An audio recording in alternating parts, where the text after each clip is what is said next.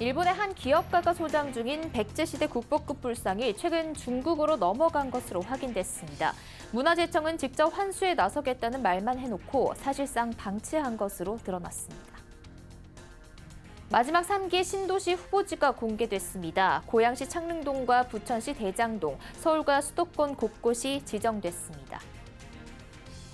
주말간 도널드 트럼프 대통령의 트위터 메시지에 글로벌 증시가 출렁였습니다. 우리 증시도 코스피와 코스닥 지수 모두 약세를 보였습니다. 통신 3사가 1분기 실적 발표를 마쳤습니다. 인터넷 TV 사업이 성장세를 보이면서 양호한 실적을 냈지만 5G 투자 증가로 2분기 실적은 둔화할 것이라는 전망입니다. 센 뉴스 플러스 잠시 후 뵙겠습니다.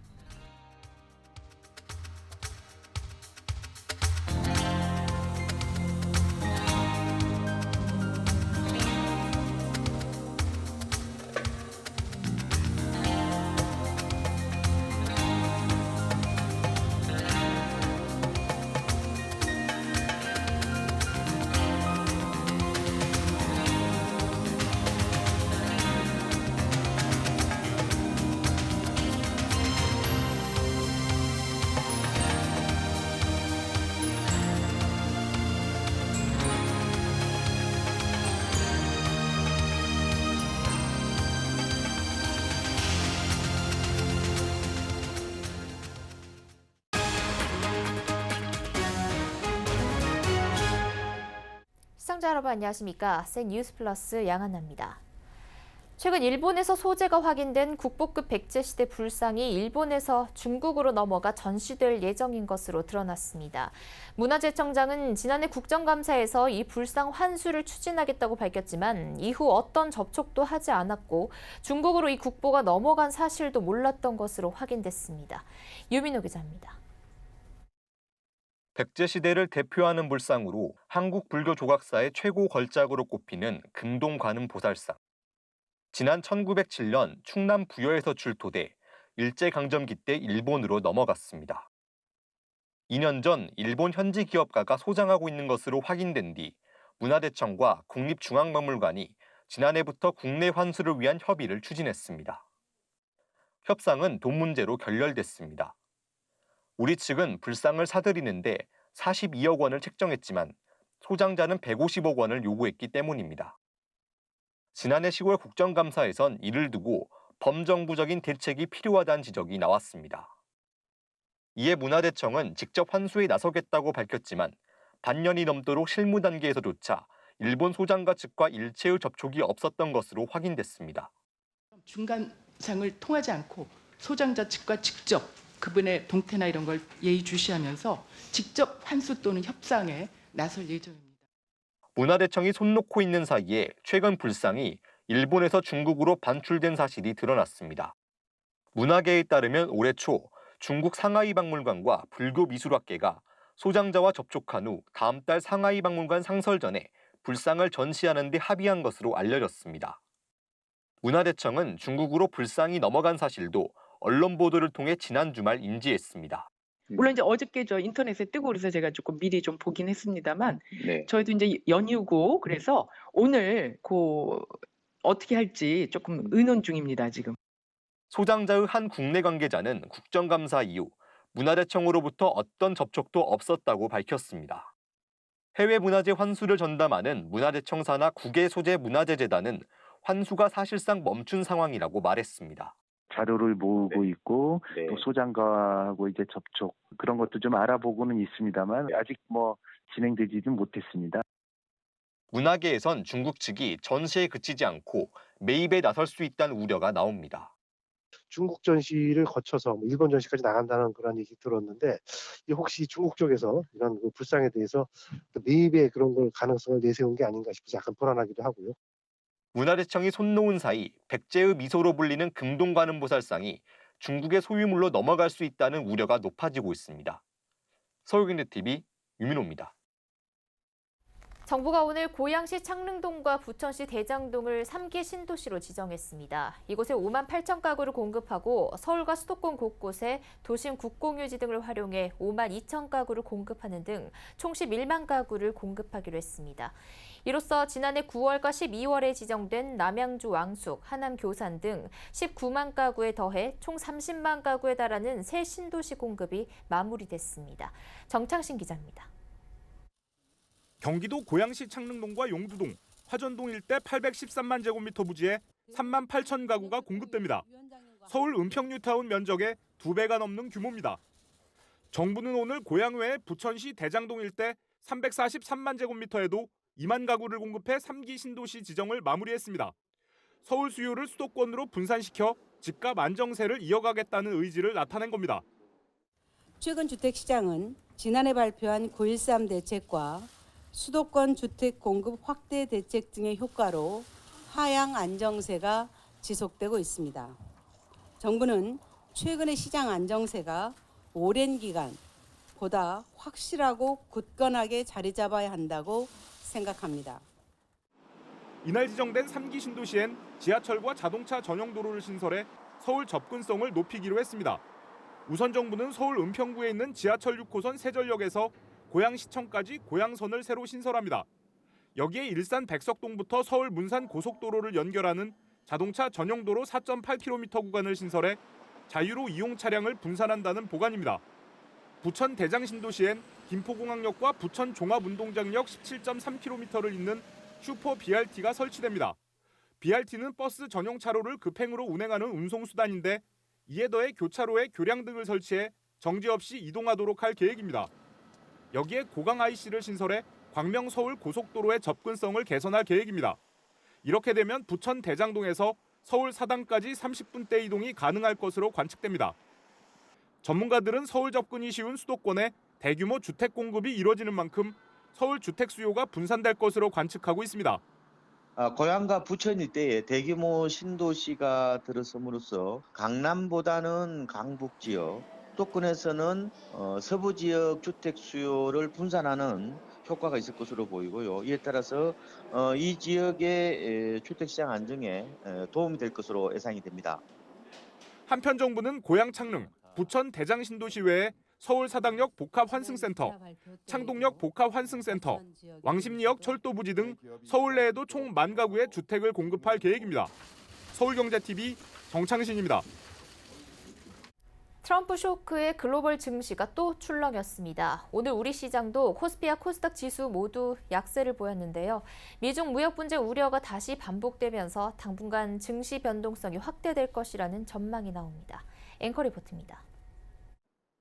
도널드 트럼프 미국 대통령이 중국과의 무역 협상에 막판 힘겨루기에 들어가면서 국내 증시가 하락세를 면치 못했습니다. 오늘 코스피 지수는 0.88% 하락한 2176.99에 코스닥 지수는 1.10% 하락한 753.45에 거래를 마감했습니다.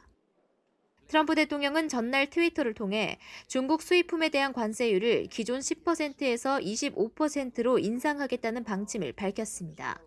중국 증시는 이틀 연속 급락했고 대체 공휴일 후 열린 코스피도 하락장으로 시작했습니다.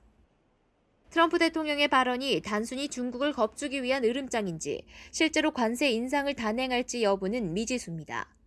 이에 우리 증시는 당분간 변동성을 겪을 것이라는 우려가 나옵니다.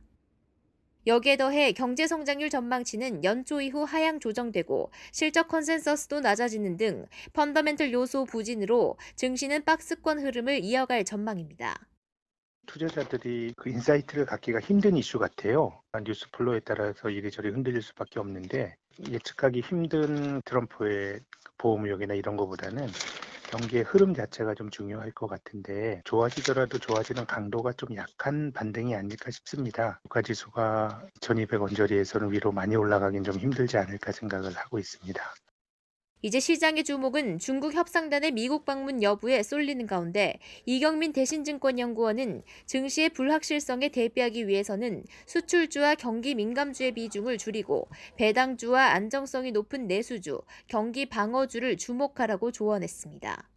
서울경제TV 양하나입니다. 이주열 한국은행 총재는 미중 무역 분쟁 불확실성이 재부각됐으나 현재 무역 협상이 진행되고 있는 만큼 크게 불안해할 상황은 아닌 것으로 평가된다고 밝혔습니다. 이주열 총재는 오늘 오전 한은 대회의실에서 주재한 금융경제상황 점검회의에서 미국의 대중 추가 관세 부과 예고에 따른 국제 금융시장의 반응과 국내 금융시장에 미칠 영향을 점검하고 이같이 말했습니다. 이 총재는 다만 각별한 경계감을 갖고 국내외 금융시장 상황을 면밀히 점검하는 한편 필요시 안정화 조치를 적기에 시행해야 할 것이라고 한은 간부들에게 경계를 당부했습니다. 한편 한은은 오전 회의가 끝난 이후 보도자료를 내고 중국 등 아시아 신흥국에서는 주가가 큰 폭으로 하락하고 환율이 상승하는 등 불안정한 모습을 보였다고 평가하면서도 미국 및 유럽에서는 주가가 개장 초반 상당폭 하락했다. 중국 대표단의 미국 방문이 예정대로 진행되는 등 미중 무역 협상에 대한 우려가 완화되면서 하락폭이 축소됐다고 설명했습니다. 정부가 예산 낭비라는 지적을 받고 있는 일자리 사업에 대한 강도 높은 개편 작업에 나섭니다. 정부의 일자리 사업은 지난해 참여 인원이 831만 명에 달할 정도로 덩치가 커졌지만 실속이 없다는 지적이 있어 왔습니다.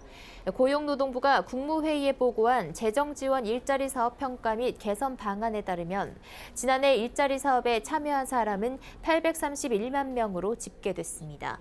이는 지난해 15세에서 64세 생산 가능 인구의 22.6%에 해당합니다. 생산 가능 인구 5명 중 1명꼴로 정부 일자리 사업에 참여한 셈입니다. 그런데 내용을 살펴보면 실속은 크게 떨어졌습니다. 정부가 취약계층에 한시적 일자리를 제공하고 이 경험을 바탕으로 민간 일자리 취업을 지원하는 직접 일자리 사업의 경우 지난해 노인 56만 명을 포함한 81만 4천 명이 참여했는데 민간 취업률은 16.8%에 불과했습니다. 이에 따라 정부는 기존 사업 중 유사 중복성이 높은 사업은 폐지하거나 통합하고 성과가 저조한 직접 일자리 사업은 일몰제를 도입해 일정 기간이 지나면 자동으로 폐지할 계획입니다. SK텔레콤을 끝으로 통신 3사가 1분기 실적 발표를 마쳤습니다. 인터넷 TV 사업 보조로 시장 전망을 웃도는 실적을 냈는데 5G 투자가 크게 늘어날 것으로 예상돼 2분기에는 실적 둔화 우려가 나옵니다. 이보경 기자입니다. 1분기 통신 3사의 실적 발표는 무선 사업 정체 속 IPTV 성장으로 요약됩니다. 이동전화 부문은 요금 인하로 인해 이동통신 가입자가 늘었는데도 매출이 하락하는 현상이 나타났습니다. SK텔레콤과 KT의 이동전화 부문 수익은 각각 6.1%, 0.5% 줄었습니다. LG유플러스는 0.8% 증가하면서 상황이 좀 낮지만 역시 추세적으로 개선되고 있다고 해석하긴 어렵습니다. 반면 IPTV 등 미디어 사업의 수익은 두 자릿수 성장률을 기록하며 실적을 견인했습니다. 1분기 IPTV 매출은 전년 동기 대비로 SK텔레콤 17.9%, KT 15.7%, LG유플러스 23.8% 증가했습니다. 통신 3사가 IPTV 사업의 선전으로 1분기 예상외로 선방했지만 2분기 전망은 어둡습니다. 5G 서비스를 개선하기 위해 막대한 투자 비용을 장기간 투입할 것으로 전망되기 때문입니다. 실제 SK텔레콤의 1분기 설비 투자는 3,313억 원으로 작년 동기에 비해 280% 증가했습니다.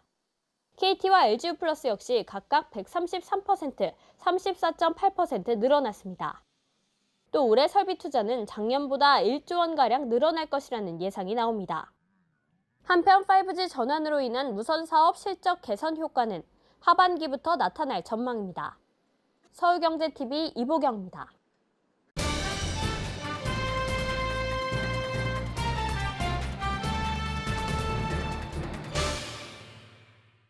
앞서 리포트 보신 바와 같이 정부가 오늘 고양 창릉과 부천 대장지구를 3기 신도시로 지정했습니다. 당초 계획보다 한 달가량 앞당겨 발표한 배경을 두고 부동산 업계의 관심이 커지고 있는데요. 서울 집값이 반등 조짐을 보이자 대규모 공급 계획을 서둘러 발표해 집값 상승을 억제하려는 거 아니냐라는 분석도 나옵니다. 부동산팀 정찬신 기자와 3기 신도시 공급 배경과 부동산 시장 영향에 대해서 알아보겠습니다. 안녕하세요. 네, 안녕하세요. 네, 정 기자, 이 3기 신도시 지정이 원래는 정부가 6월 말쯤에 발표를 하겠다고 했는데 왜 이렇게 기습적으로 오늘 발표를 한 겁니까? 네.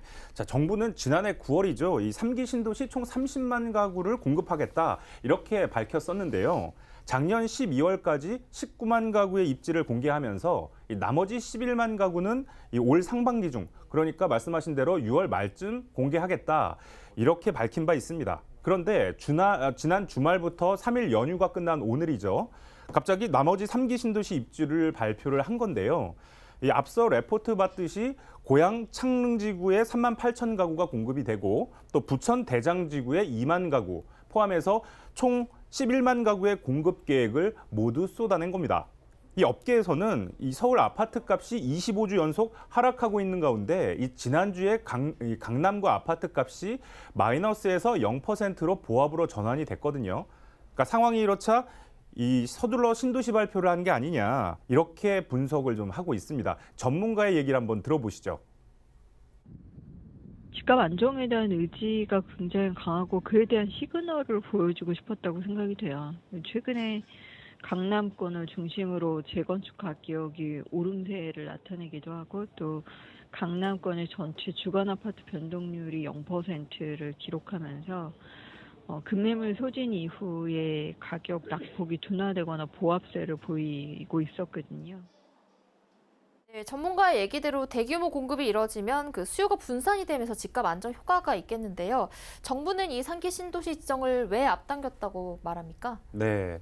자, 오늘 김현미 국토교통부 장관은 이 정부 서울청사에서 수도권 주택 30만 호 공급 방안을 발표를 하면서 그동안 지자체와 협의가 순조롭게 진행이 되면서 이뤄진 덕에 이 신도시 발표가 오늘 이뤄졌다 이렇게 설명을 했는데요. 그러니까 당초 계획은 상반기 중, 그러니까 6월 말까지는 좀 발표를 할 예정이었지만 이미 지자체랑 협의가 잘 이루어졌으니 더 늦출 이유가 없었다 이렇게 설명을 했습니다. 네. 작년 말에 발표됐던 3기 신도시의 경우는 그 인근 지역 주민들의 반발이 좀 있었다고 들었거든요. 그 기존 지역에 이제 집값이 떨어진다는 이유로 이번에 지정된 신도시도 어떤 같은 우려가 나오고 있습니까? 네. 물론 내가 사는 동네 주변에 대규모 아파트가 공급이 되면 기존에 있던 집들의 집값은 떨어질 수 있습니다. 오늘 발표된 이 고양 창릉지구 같은 경우에는 보면은 인근에 원흥지구나 지축지구, 삼송지구가 있고요. 또 주변에 은평 뉴타운도 있고 향동지구나 덕은지구가 있습니다. 또 부천 대장지구 같은 경우에는 이 작년 말에 신도시로 지정된 계양 테크노밸리와 맞닿아 있고요. 또 주변에 인천 검단 신도시가 있습니다. 그러니까 이들 지역 같은 경우에는 이 새 신도시 발표로 영향을 받을 수 있다 이렇게 볼 수가 있는데요. 다만 정부도 이 같은 문제를 좀 인식을 해서 이번에 3기 신도시를 발표하면서 교통 대책도 함께 내놨습니다. 그러니까 예를 들어서 기존에 없던 지하철을 새로 신설한다든지 자동차 전용 도로를 새로 놔서 이용할 수 있게 하겠다 이런 대책들을 내놓은 건데요.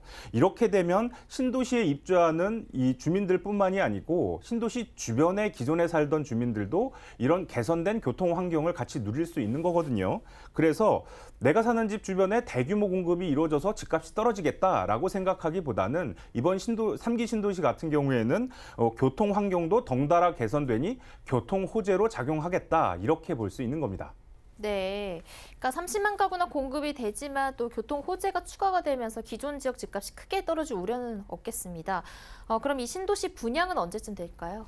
네, 정부는 오는 2022년부터 이 신도시 분양이 좀 순차적으로 이루어질 거다 이렇게 밝혔는데요. 근데 2022년이면 지금으로부터 한 3년 뒤 얘기거든요. 그동안에 지구 계획도 세워야 되고 토지 보상도 해야 되고 할 일이 많은데 보통 이런 경우는 이제 일이 순조롭게 잘 진행됐을 때 얘기고 보통 이제 원주민들한테 토지 보상이 이루어지다 보면 이 보상비에 불만을 품는 일부 원주민들도 좀 나오게 마련이거든요. 이렇게 되면 착공 시기가 점점점 더 뒤로 늦춰질 수밖에 없습니다. 그래서 이 부동산 업계에서는 이 3기 신도시 30만 가구 공급 계획이 오늘 마무리는 됐지만 이들 지역에 실제로 입주하는 시점은 앞으로 한 10년 뒤쯤 될 거다 이렇게 관측하고 있습니다. 네, 30만 가구가 공급되는 이 3기 신도시 입지와 부동산 시장에 미치는 영향까지 부동산팀 정창신 기자와 알아봤습니다. 감사합니다. 네.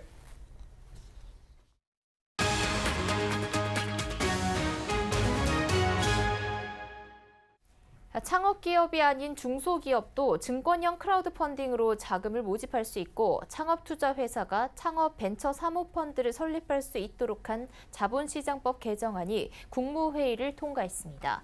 개정안에 따르면 증권형 크라우드 펀딩을 통해 자금을 모집할 수 있는 기업 범위가 창업 7년 이내의 중소기업에서 모든 중소기업으로 확대됩니다. 또 증권형 크라우드 펀딩 성공 기업에 대한 중개업자의 사후 경영자문이 허용되고 중개업자의 비금융 자회사 소유도 인정됩니다. 창업투자회사는 창업벤처사모펀드를 설립할 수 있게 됐습니다. 그동안 창업투자회사가 창업벤처기업에 대한 투자 경험과 분석 능력을 가지고 있어도 사모펀드 설립은 불가능했습니다. 투자 일임업자가 별도 등록 없이 투자 자문업을 운영할 수 있는 근거도 마련됐습니다. 지금까지는 투자 일임업자가 투자 자문업을 하려면 자기 자본과 인력 등의 요건을 갖추고 별도의 등록 절차를 거쳐야 했습니다. 앞으로는 이런 절차 없이 투자 일임업자는 투자 자문업에 등록한 것으로 간주하기로 했습니다. 오는 7월부터 국가암검진에 폐암검진이 추가됩니다. 만 54세에서 74세 국민 중 30감년 이상 흡연력이 있는 사람은 2년마다 폐암검진을 받게 됩니다. 보건복지부는 국가암검진 대상 암종에 폐암을 추가하고 폐암검진 대상자를 규정한 암관리법 시행령 개정안이 국무회의에서 의결됐다고 밝혔습니다. 폐암 검진은 만 54세에서 74세 국민 중 폐암 발생 고위험군에 대해 2년마다 실시합니다. 고위험군이란 30감년 이상의 흡연력을 가진 현재 흡연자와 폐암 검진 필요성이 높아 보건복지부 장관이 고시로 정하는 사람입니다. 감년이란 하루 평균 담배 소비량의 흡연 기간을 곱한 겁니다. 30감년은 매일 한 갑씩 30년을 피우거나 매일 두 갑씩 15년, 매일 세 갑씩 10년을 피우는 등의 흡연력을 말합니다.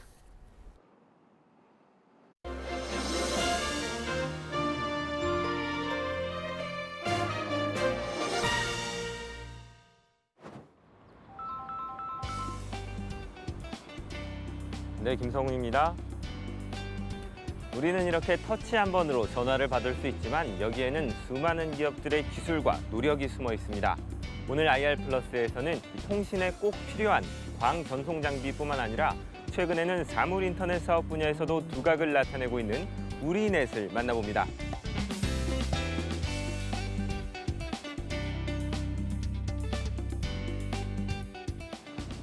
지난 2000년 설립한 우리넷은 통신에 필요한 길을 만들어주는 광전송 장비 등의 개발을 주력으로 해온 기업입니다. KT, SK텔레콤, LGU+ 등 국내 통신 3사를 비롯해 코레일, 한국도로공사 등 자체 통신망을 가진 사업자의 전용 통신 회선과 장거리 통신용 서비스 등을 제공합니다. 우리넷은 설립 이래 계열사를 두지 않고 전체 직원의 44%에 달하는 연구 인력을 통한 자체 기술로 통신 장비와 관리 소프트웨어 등을 개발해왔습니다. 우리넷이 개발한 장비 운용 소프트웨어는 복잡한 장비를 보기 쉽게 구현한 높은 직관성과 편의성으로 통신사의 기술 경연 대회용 소프트웨어로 활용되고 있습니다. 정부와 통신 3사가 5G 상용화에 박차를 가하면서 우리넷의 장비와 기술은 더욱 주목받고 있습니다. 4G에서 5G가 되면 빨라지는 속도만큼 대용량의 데이터를 주고받을 수 있도록 해주는 장비가 필요한데 우리넷의 장비가 바로 이러한 역할을 하고 있기 때문입니다. 우리넷은 최근 차세대 통신 제품인 POTN 1.2테라 전송 장비를 국내 최초로 상용화하기도 했습니다. 현재 국내 광 패킷 전송 장치 시장 점유율은 64%에 달합니다. 국내 통신 3사와 공공기관, 철도, 도로공사 등 주요 고객들에게 높은 퀄리티의 제품 품질과 기술 지원을 통해 신뢰를 쌓아온 것을 매우 자랑스럽게 생각합니다. 광전송 장비뿐만 아니라 유선전화 연결에 쓰이는 AGW 장비의 경우 국내 대부분의 아파트에 우리넷이 개발한 제품이 배치되어 있습니다. 우리넷은 이러한 경쟁력을 통해 낮은 부채 비율과 양호한 실적을 이어왔습니다. 지난해에는 신사업 진출을 위한 투자 등으로 실적이 다소 저조했지만 2017년 기준 매출액은 약 526억 7천만 원, 영업이익은 34억 3,200만 원으로 전년도에 비해 각각 16%, 20%가량 늘었습니다. 우리넷이 새로운 성장 동력으로 선택한 사업은 IoT, 즉 사물 인터넷 부문과 디스플레이 부문입니다.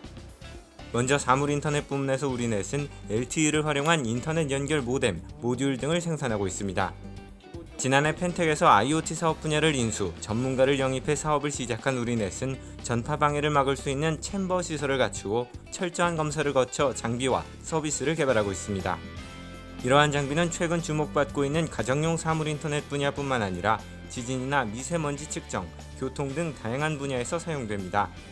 사람의 발이 닿기 어려운 곳이나 재해 상황에서도 빛을 발할 수 있는 기술이라는 설명입니다. 사물인터넷의 경우 보안이 특히 중요한데 우리넷은 최근 5G 기술 기반 보안 솔루션까지 개발해 시장 선점을 위해 힘쓰고 있습니다. 디스플레이 신사업을 위해 우리넷은 지난해 5월 디스플레이 사업 부문을 새로 만들었습니다. 우리넷은 OLED 디스플레이 제조 공정 중 레이저 후공정과 전공정 부문에서 경쟁력을 키워갈 계획입니다. 이를 위해 삼성 디스플레이 아몰레드 사업팀장 출신 유희진 대표를 CEO로 선임해 디스플레이 부문을 총괄하도록 했습니다. 우리넷은 안정적으로 사업을 유지해오던 기존의 방침에 더해 보다 공격적인 투자를 병행할 계획입니다. 5G 등 변화하는 시대에 기존보다는 보다 공격적인 방식으로 IoT 등 새로운 사업을 발굴하고 대용량 POTN 개발을 내년까지 개발 완료할 예정입니다. 기존 통신장비 사업 분야에서의 입지를 지키고 사물인터넷과 디스플레이 분야에서 경쟁력을 키워 실적을 크게 개선하겠다는 것이 우리넷의 목표입니다. 서울경제TV 김성훈입니다. 뉴스 플러스 여기까지입니다. 시청해주신 여러분 고맙습니다.